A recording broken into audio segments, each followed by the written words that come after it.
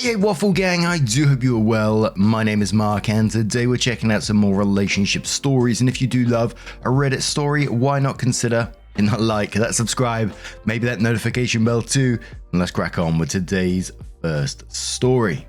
Much love guys. Now, today's first story comes from a throwaway account. Before we do get into it, it does contain death of a parent and child abuse as well. So if you do want to skip the story, please feel free to do so. Timestamps are always down in the description and along the timeline below. It's titled, Am I the A-hole?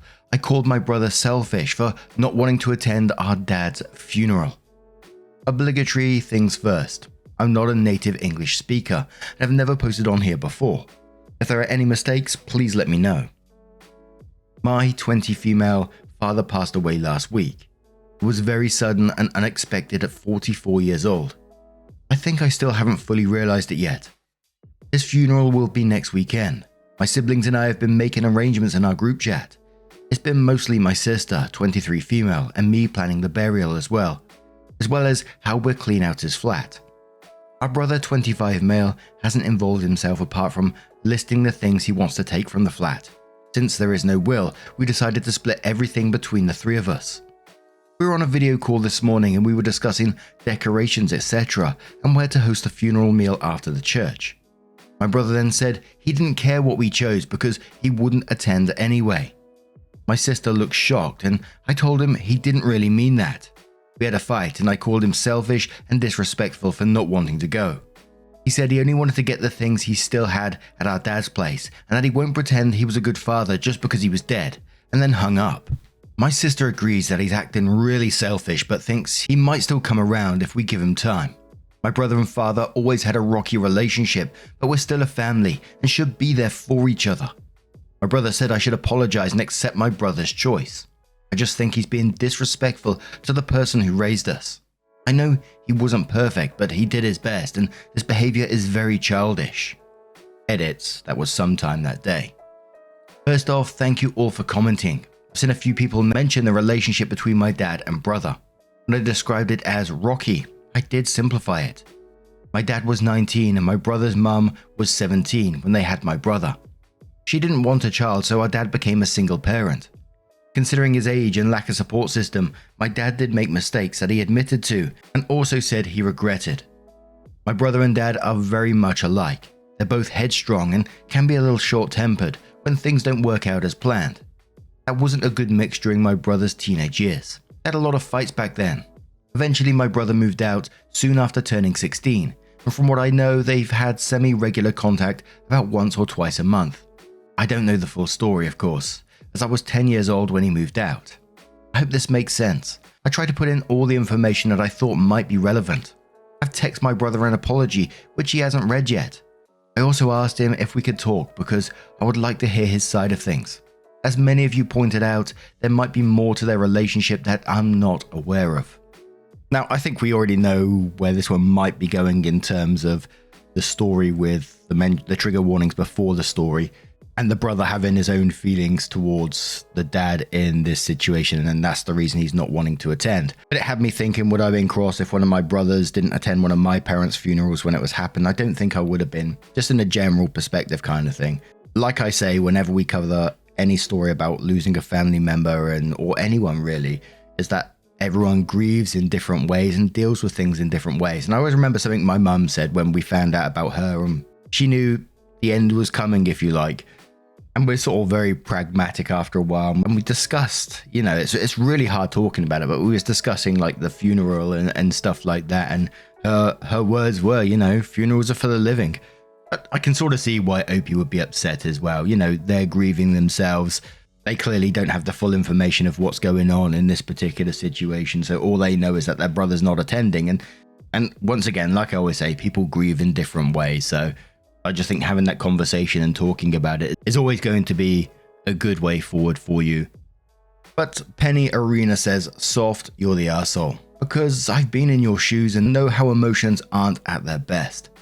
Everyone grieves in their own way. Your brother isn't telling you how to grieve. Give him the same grace. Finally, he might have had experienced a very different version of your father. Let him do his thing. You can do yours. I'm sorry for your loss. Niena says that you're the a-hole. It's your brother's choice how he does or doesn't memorialize your father. You need to focus on yourself and on navigating your way through grief. It honestly sounds like your brother is having a rough go of working through this himself. Maybe instead of negatively judging his decision, you should offer your unconditional support and acknowledging that his feelings are valid as yours. My condolences to the both of you.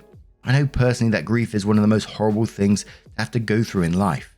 You all need each other in this time, even if that means giving each other the space to make choices you don't agree with. Cameron says you're the arsehole. You've childishly resorted to name-calling your brother because he doesn't feel the same way you do about your father. Like it or not, your brother as an adult can make his own mind up about whether or not to attend the funeral. You can ask him to reconsider if you wish, but you are overstepping your mark by trying to police his emotions. It's an emotional time for all of you, but you need to accept that your brother can choose not to attend, and he is not selfish for doing so. OK Bookkeeper says, my condolences on the passing of your father. That said, you should give your brother the widest possible berth to process his father's death. It is difficult enough for those who have had a good relationship with the deceased. For those like your brother who had troubled relationships, it's much worse. It is the passing of a parent, plus the guilt of having parted on a bad note, plus the unresolved and now unresolvable issues of a lifetime together. Don't perpetuate grudges, don't start new grudges, just let him be. You're the arsehole. And one final comment from Introspective Liar who says this is tough but a soft you're the arsehole, because you are grieving. You didn't go into detail about how your father treated his children and if you were all treated the same. Even if you were all treated poorly by your father, you are still each allowed to process his death in your own way. Saying something should be done just because you are all family is unrealistic and usually only means everyone should go along because of how it would look to outsiders if one of you didn't show up at the funeral. Give your brother space and let him decide what is right for him. If you genuinely want him there because you think it would be a comfort to you and not just for appearance sake, then think about how much comfort it would actually be to you if he is sitting next to you, seething that he has to sit there and mourn someone he's very angry with. Probably not much comfort. Opie then comes into the post again to update and says, hey everyone, yesterday I made a post where I was voted the arsehole unanimously. I accept that and I've since apologized to my brother. He called me last night shortly after I edited my post. It was a long and emotionally draining phone call, but I'm glad that I now know the truth. We talked about our father and I asked him the truth about their relationship. As almost everyone predicted, there was a lot going on behind the scenes that I wasn't aware of. The first thing being that my dad was actually an alcoholic. I guess I was aware that he would drink regularly, but it never registered in my mind that he might have a problem. My brother said it was always seemed like he was trying to keep it under control around me and my sister. A lot of their fights were about petty things that escalated to the point that they both got physical. My dad out of anger and my brother in self-defense. He recalled a few specific instances where my dad would get angry and physical and immediately apologize once he realized what he did. Most times it happened when my sister and I were already sleeping. The story on how he moved out is a similar one. He had a fight that ended with my dad punching my brother in the face and breaking his nose. My brother decided he had enough and moved in with his girlfriend and her mum the next day. After he told me all this, I was shocked and apologized again for my behavior. He told me he forgives me because I didn't know and that not everything he remembered was bad. He said he had a lot of good memories with our dad. He said our dad tried to get sober for us and often succeeded but relapsed every time. He said he'd started therapy and it helped him see things in a different way. He doesn't forgive our dad but understands that he didn't have it easy and really did try to do his best, even if that wasn't enough. He said he was a piece of shit but stuck around when he could have abandoned me too. Paraphrasing here because of translation. He won't be going to the funeral but won't hold a grudge against my sister and me for going. At the end, probably because he didn't want to end it on a depressing note, he told me his girlfriend, the same one he's been dating since he was a teenager and a wonderful person, is expecting. I haven't told anybody yet because it's still early, but my brother said if the baby is a boy, he would like to give him our father's name as a middle name. He said he was sad that his child would never get to meet its grandfather and wanted to honor the good memories that way. I think it's a very sweet thing to do. That was basically it. I guess I had come to terms with the fact that I didn't wholly know my dad and that there are things that I can't change. I'll probably call my mum this week as well. She moved back to her own country after her and my dad broke up and ask her about my dad. Though I know what my dad could be like, I still try to remember him as the person he was to me. Thank you all for reading and commenting on my original post. I don't blame brother for not wanting to attend the funeral at all. But coming from OP's point of view, it must be like incredibly confusing to find out this information later on in life when you've had a completely different experience with the father, especially knowing what he's done to the brother. Incredibly sad. But what do you guys make of this situation? How do you feel about funerals, etc.? Let me know your thoughts down in the comments below. Let's move on to another story. And our next story comes from Silver Death Zero. It does come with an update as well, titled, "Am I the a-hole for leaving a Starbucks midway through an intervention about me?" So, I'm 21 male, and I've been kicked from my friend group. To give some context, I've been in this friend group since high school around 2018 to 2019, and I've been friends with 2 of them since freshman year. Throughout the years I've been with them, they've noticed a lot of little toxic traits I've had, and didn't really tell me a lot of them.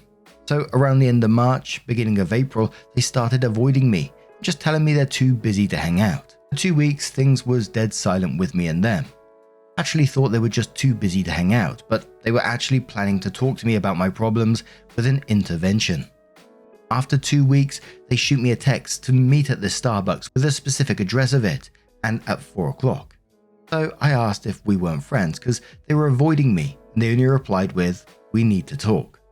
So I did, and all of them were sitting at a table in the middle of the Starbucks waiting for me. Once I sat down, they started to list out the problems they've had with me, like not being open enough with my feelings, having double standards with touching things, or zoning out when I'm not in the conversation and not to join them. I'm not going to lie, I did feel uncomfortable talking about issues about me in public. I didn't realize these problems, but after them saying it, I really feel like a jerk once seeing it. Now, here's where I feel like I would be the arsehole in the situation and further. Midway through them talking, I just straight up left because I felt hurt and didn't want to continue that conversation. Right now, I'm slowly trying to fix the issue one at a time so new people I meet won't deal with it. Another 2 weeks go by and I felt terrible about how I was to them in general. One friend that knew the group and my situation, that friend told me that the friend group is still willing to be friends. After feeling bad about myself, I tried to text one of the friends to set up a talk. I asked if it was fine to meet up and talk at his or my place.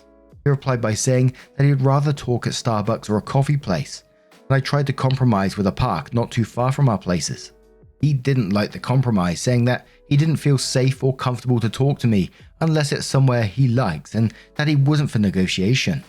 For me, I told him I didn't feel comfortable to talk in a public space like a coffee shop, and I wouldn't be in the same situation as before. Then it got a little emotional for me that I won't go into or repeat. I did still want to be friends with one other person in the group, so I tried to message them, and he responded with basically saying that, if you want to apologize, you have to say sorry to everyone in the group. You ended our friendship the moment you left Starbucks. So far, that's where my story with my ex-friends is at. Am I the arsehole for being the start and end of my situation? Edit 1. When I said touching stuff, meant in more of grabbing a book off the shelf, borrowing a hammer, etc. without permission. Edit 2. One of the bigger reasons why I posted here was because I don't understand why I'm unsafe to them. I've never physically harmed them, yelled at them, angrily, nor attacked them with personal insults. But any web asks a question, they say, info, there's an awful lot being missed out here. Why would anybody stage an intervention in public unless they were actively afraid to be in private with somebody? These toxic traits are glossed over, which tells me they're quite serious. Something isn't adding up here and I feel like information is being withheld. It's difficult to make a judgment without further information. OP, can you detail these so-called toxic traits? OP says, there's many things said and I did leave halfway, so I don't know all of them. I did record a reaction of giving a Christmas present to one of the friends, to the person I commissioned to make the present, because she was a close friend and I want to see the reaction. I've asked to do hangouts one-on-one many times that it would be annoyance without realizing it. I've said personal dislikes and likes into the friend group and didn't realize it was a secret until after saying it. There's lots of things I really can't remember off the top of my head and I might just be an arse for it. Kelly replies to that and says that's it. The way this went down, I was expecting to hear that you stole their IDs and took out credit cards in their names, or that you're a violent drinker, or that you purposely steal boyfriends or girlfriends. Interventions are for people who are a danger to themselves and others and whose life is in peril, not because they're guilty of a couple of annoyances. Geez, I stand by my previous statement. These people are the ones with the toxic behaviors. OP replied saying, I'm sorry, but I'm just giggling on how wild of a person you thought I am. I know I can be shit, but I'm not going to ruin people's lives. Shanmanan says, are you the toxic a-hole friend in the group, or are you just ADHD, autistic, or neurodivergent? Because the things that you listed they said to you read more as typical neurodivergent behaviors. Going with not the a-hole, because even if you are actually a toxic jerk, group interventions in a public place, especially after weeks of their blatantly toxic communication or lack thereof, are just poorly disguised bullying sessions. Opie says, I don't know if I'm ADHD, autistic, or neurodivergent. Use X says in quotes, you ended our friendship the moment as soon as you left the Starbucks. And then continues, no. Friendship ended and you should quite happily let it end. When they had your intervention in a public place where they effectively just ridiculed you in front of strangers, I don't care what social problems you have. Those are trivial when compared to this nonsense. Interventions are private, and interventions are about your well-being. Not, hey, we don't like these things about you. It's, hey, you need to stop doing a thing because it hurts you, and we are here to support you. What you experienced was neither of those things.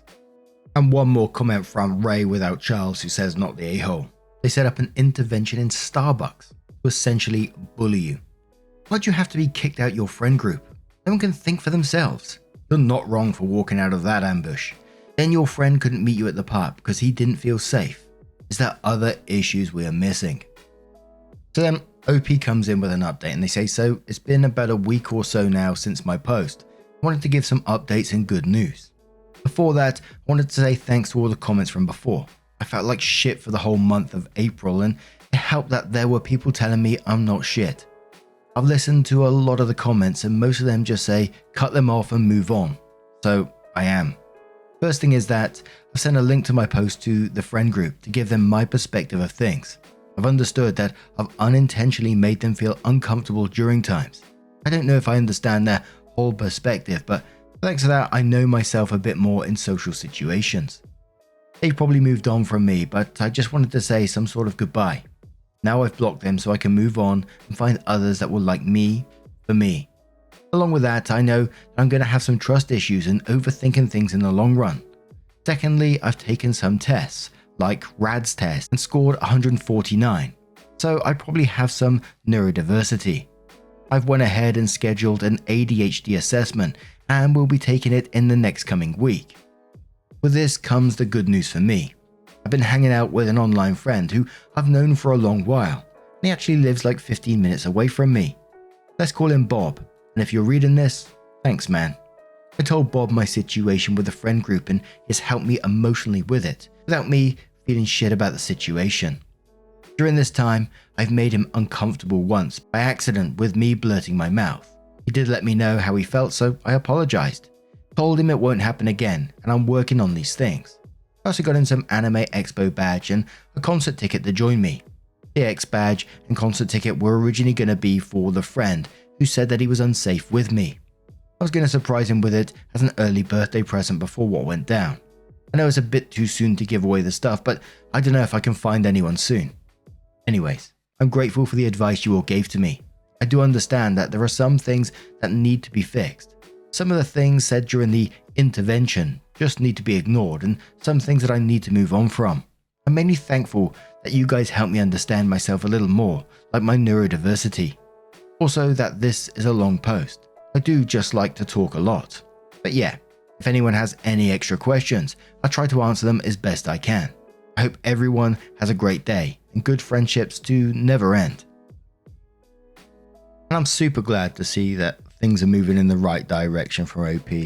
Still can't get over the fact that these people thought that was a good idea to have this intervention, as they're calling it, in Starbucks of all places, and just wasn't intervention. It wasn't supportive at all, anything. It was just a list of things that they considered wrong with OP, and that was that. Just trying to picture myself, sat with a group of people that you considered that were your friends. You all sat there and they're all just blurting out things what they consider wrong with you. That must be absolutely heartbreaking, and I can't blame you for just, getting up and walking out of that situation. I'm incredibly glad to see that OP has found someone that they can consider them a friend.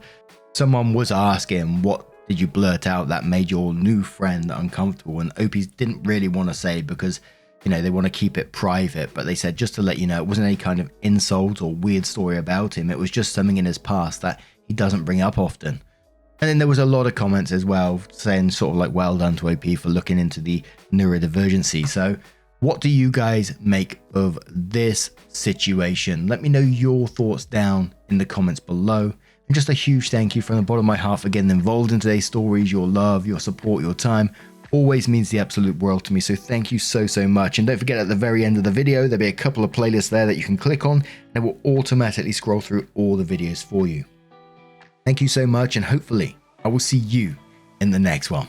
Take care and much love.